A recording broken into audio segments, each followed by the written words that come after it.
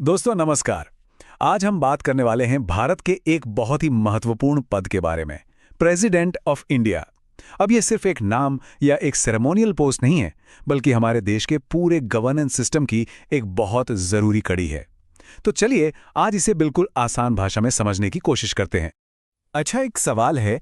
अगर मैं पूछूं कि इंडिया का सबसे बड़ा पद किसका है, तो ज्यादातर लोगों के दिमाग में शायद प्राइम मिनिस्टर का नाम आएगा, है ना? लेकिन टेक्निकली कॉन्स्टिट्यूशनल तौर पर जो सबसे ऊंचा पद है वो है राष्ट्रपति का। जी हाँ, उन्हें भारत का प्रथम नागरिक या फर्स्ट सिटीजन ऑफ इंडिया भी कहते हैं। ये जो लाइनें आप देख रहे हैं, ये सिर्फ शब्द नहीं है, ये वो शपथ है, वो वादा है जो भारत के राष्ट्रपति लेते हैं। आर्टिकल 60 में ये साफ साफ लिखा है कि उनकी सबसे बड़ी जिम्मेदारी है हमारे संविधान को, हमारे कॉन्स्टिट्यूशन को बचाना, उसकी रक्षा करना। मतलब वो हमारे लोकतंत्र के सबसे बड़े गार्डियन हैं। तो फिर सवाल ये उठता है कि कोई इस पद तक पहुंचता कैसे है? मतलब कौन बन सकता है भारत का राष्ट्रपति और कैसे? ये प्रोसेस ना काफी इंटरेस्टिंग है। चलिए एक एक करके समझते हैं कि क्या क्या क्वालिफिकेशंस चाहिए और फिर इसका जो यूनिक इलेक्शन प्रोसेस है वो क्या है। ओके, तो आर्टिकल 58 के हिसाब से कुछ बेसिक शर्तें हैं। पहली, वो भारत के नागरिक होने चाहिए, ऑब्वियस सी बात है। दूसरी, उनकी उम्र कम से कम 35 साल होनी चाहिए। तीसरी, उनमें लोकसभा का मेंबर बनने की सारी योग्यताएं होनी चाहिए।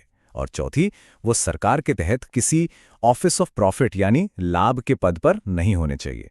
इन सब का मकसद यही है कि देश के सबसे ऊंचे पद पर एक मैच्योर, अनुभवी और जिम्मेदार इंसानी बैठे। अब एक मजेदार बात, प्रेसिडेंट के इलेक्शन में हम और आप, मतलब आम जनता, सीधे वोट नहीं डालती। नहीं, बल्कि हमारे चुने हुए जो नुमाइंदे हैं, यानी हमारे एमपीज और एमएलएज, वो सब मिलकर राष्ट्रपति को चुनते हैं।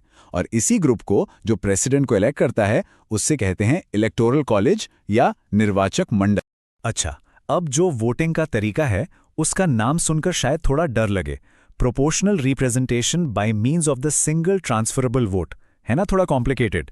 पर यकीन मानिए, नाम भले ही मुश्किल हो, इसके पीछे का जो आइडिया है वो बहुत ही लॉजिकल और फेयर है। लग रहा है ना मुश्किल? चलिए एक काम करते हैं, इसे एक बहुत ही सिंपल से एग्जाम्पल से समझते हैं। सोचिए आपकी क्लास को एक स्कूल ट्रिप पर जाना है और 3 ऑप्शन है, मान लीजिए शिमला, गोवा और जयपुर। अब देखते हैं ये वोटिंग सिस्टम यहाँ कैसे काम करेगा। तो इस सिस्टम में क्या होता है, आप सिर्फ एक जगह पर टिक नहीं करते, आप अपनी पसंद को रैंक करते हैं। जैसे मेरी पहली पसंद गोवा है तो मैंने 1 लिख दिया, दूसरी पसंद शिमला है तो 2 और तीसरी जयपुर तो 3। आप जीतने के लिए एक फिक्स कोटा चाहिए होता है, मतलब मिनिमम इतने वोट्स तो चाहिए ही। मान लीजिए आपकी पहली पसंद यानी गोवा को सबसे कम वोट मिले और वो रेस से बाहर हो गया, तो क्या आपका वोट बेकार हो गया? नहीं, आपका वोट अब आपकी दूसरी पसंद यानी शिमला को ट्रांसफर हो जाएगा। है ना कमाल का सिस्टम? इससे यह पक्का हो जाता है कि आपका वोट बर्बाद ना हो और जो भी जीते उसे ज्यादा से ज्यादा लोगों का सपोर्ट हासिल हो। तो चलिए, इलेक्शन हो गया, प्रेसिडेंट चुन लिए गए। अब बात करते हैं उनकी पावर्स की। उनके पास कुछ बहुत ही महत्वपूर्ण शक्तियां होती हैं जो हमारे देश के सिस्टम में एक बैलेंस बनाकर रखती हैं। इसमें लेजिस्लेटिव पावर्स जैसे कि वीटो पावर और जुडिशरी पावर्स जैसे किसी की सजा माफ करने की शक्ति दोनों शामिल हैं। आइए जरा इनको और गहराई से समझते हैं। मान लीजिए पार्लियामेंट के दोनों सदनों ने एक बिल पास कर दिया। अब वो कानून तभी बनेगा जब प्रेसिडेंट उस पर साइन करेंगे। तो आर्टिकल 111 के तहत प्रेसिडेंट के पास 3 ऑप्शन होते हैं। पहला, वो बिल पर अपनी सहमति दे दें, साइन कर दें और वो बिल एक एक्ट यानी कानून बन जाएगा, सिंपल। दूसरा ऑप्शन, वो बिल को वापस पार्लियामेंट के पास भेज सकते हैं कि भाई इस पर एक बार और सोच विचार कर लो। हाँ, लेकिन अगर पार्लियामेंट ने उसे दोबारा पास करके भेज दिया तब प्रेसिडेंट को साइन करना ही पड़ता है। और तीसरा, जो सबसे दिलचस्प है, वो है पॉकेट वीटो। इसका मतलब है कि प्रेसिडेंट उस बिल पर ना तो हाँ कहें ना ही ना, बस उसे अपनी जेब में रख लें, मतलब कोई एक्शन ही ना ले, तो वो बिल अपने आप ही खत्म हो जाता है। तो ये तो हुई उनकी वीटो पावर। इसके अलावा भी उनके पास आर्टिकल 72 के तहत क्षमादान यानी किसी की सजा को माफ करने या कम करने की भी एक बहुत बड़ी शक्ति होती है, जो न्याय व्यवस्था में एक मानवीय पहलू जोड़ती है। अच्छा, ये सब तो ठीक है, लेकिन सोचिए अगर प्रेसिडेंट खुद ही संविधान को तोड़ने लगे तो क्या होगा तब? हमारे संविधान बनाने वालों ने इस सिचुएशन के बारे में भी सोचा था और इसके लिए एक बहुत ही मजबूत और बहुत ही मुश्किल प्रोसेस बनाया है जिसे कहते हैं इम्पीचमेंट या महाभियोग। ये प्रोसेस पार्लियामेंट के किसी भी हाउस, लोकसभा या राज्यसभा में शुरू किया जा सकता है।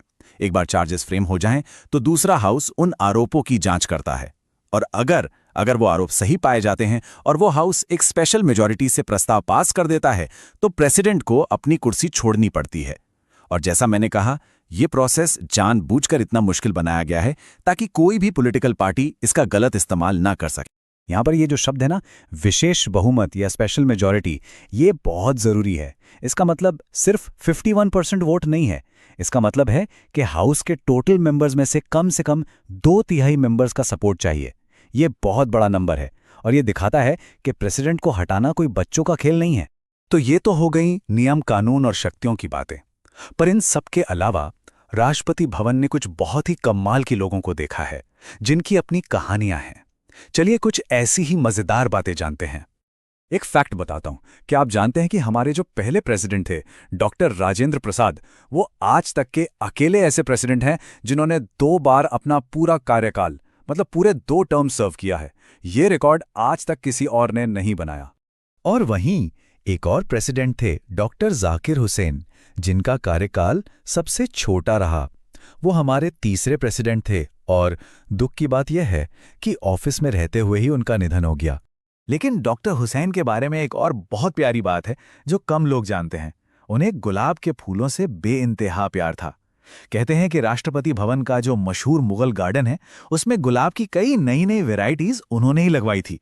ये छोटी छोटी बातें हमें याद दिलाती हैं कि इतने बड़े पद पर बैठने वाले लोग भी आखिर में हम जैसे इंसान ही होते हैं, जिनके अपने शौक होते हैं, अपना पैशन होता है। तो आखिर में हम क्या कह सकते हैं? यही कि प्रेसिडेंट का पद सिर्फ एक कॉन्स्टिट्यूशनल पोस्ट नहीं है, वो देश की एकता का, उसकी अखंडता का एक सिंबल है। एक तरह से वो पूरे देश की अंतरात्मा के रक्षक हैं। ये एक ऐसी भूमिका है जो रोजमर्रा की पॉलिटिक्स से बहुत ऊपर है और पूरे देश को एक धागे में पिरोकर रखती है। इस बारे में सोचिएगा जरूर।